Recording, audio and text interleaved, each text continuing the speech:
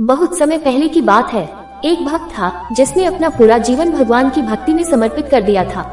वो हर दिन भगवत गीता का पाठ करता और ऐसा करते करते पूरे 20 साल बीत गए। उसकी भक्ति में कोई कमी नहीं थी, उसका विश्वास अटूट था।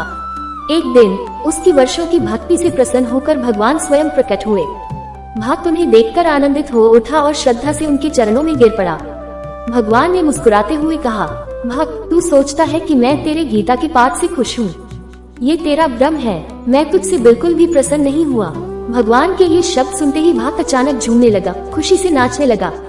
वह जैसे किसी और ही दुनिया में चला गया।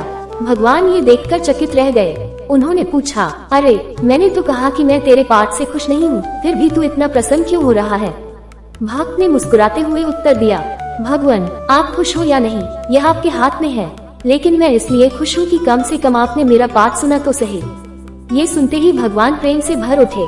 उन्होंने अपने भक्त को गले लगा लिया और कहा, सच्ची भक्ति वही है जिसमें स्वार्थ न हो। तूने जो प्रेम किया वह निष्काम था और यही सच्ची भक्ति है। भगवान ने भक्त को आशीर्वाद दिया और अंतर्धान हो गए।